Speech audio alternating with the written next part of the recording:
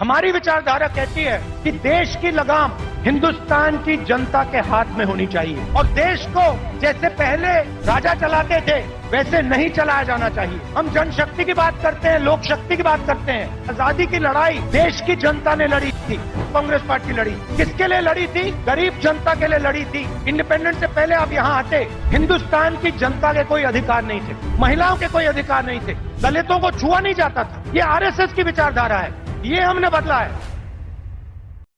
नमस्कार। सामाजिक न्याय की लकीर को मजबूत आधार बनाते हुए कांग्रेस अब बड़े लक्ष्य की ओर बढ़ेगी। राहुल गांधी ने इसके लिए फायर प्लान तैयार किया है। इस प्लान में समाज, देश और पार्टी की चिंता तो है, लेकिन विचारधारा की शर्त पर ममता, अखिलेश और तेजस्वी शरीके गठबंधन सहयोगियों की चिंता बिल्कुल नहीं। भाजपा को हर मोर्चे पर मात देने के लिए तैयार ये प्लान एक तरफ संगठन को नए सिरे से खड़ा करेगा तो दूसरी तरफ अकेले के दम पर हर चुनाव लड़ने की जमीन भी तैयार करेगा। कांग्रेस अब जय बापू, जय भीम और जय संविधान के नारे के साथ आगे बढ़ेगी। माध्यम का नाम नो सत्याग्रह होगा, जो 26 दिसंबर 2024 को बेलगांव कर्नाटक में व्यवहार रूप लेगा। 26 दिसंबर को Congress working committee, extended Congress working committee की एक विशेष बैठक हो रही है, उसी जगह जहां ठीक 100 साल पहले महात्मा गांधी जी भारतीय राष्ट्रीय कांग्रेस के अध्यक्ष बने थे। सिर्फ 1 साल के लिए महात्मा गांधी जी औपचारिक तौर से अध्यक्ष थे, पर जैसा कि सब लोग जानते हैं, कांग्रेस में सर्वोपरि नेता महात्मा गांधी जी थे। उसी जगह जहां वो कांग्रेस अध्यक्ष बने, वहीं 26 दिसंबर को एक्सटेंडेड वर्किंग कमेटी की बैठक हो रही है। करीब 200 कांग्रेस नेता उसमें शामिल होंगे।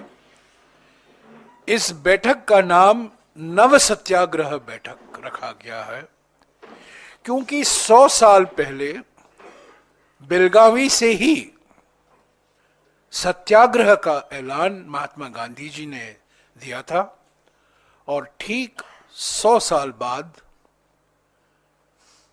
उसी जगह से नव सत्याग्रह का संकल्प लेकर कांग्रेस पार्टी आगे चल रही है। 27 तारीख को बेलगावी में ही विशाल पब्लिक रैली होगा। सभी सांसद वहां मौजूद होंगे, कांग्रेस सांसद, और देश भर के कांग्रेस नेता कार्यकर्ता वहां लाखों के तादाद में मौजूद होंगे।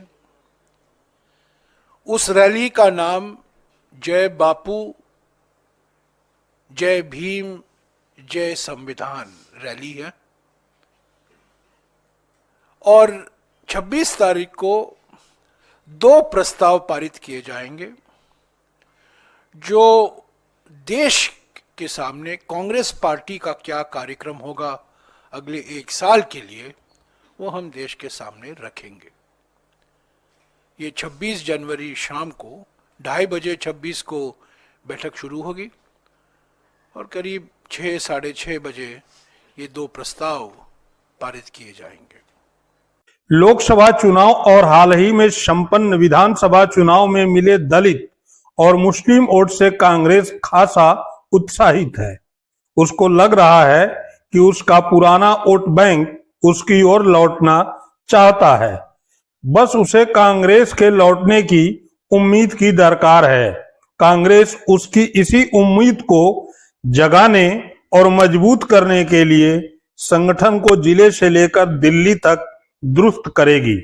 खबर है कि इसके लिए राहुल गांधी की नई टीम जल्द ही सामने होगी। फेरबदल के इस दौर में कांग्रेस भाजपा के झूठ का हर मोर्चे पर पर्दाफाश भी करेगी।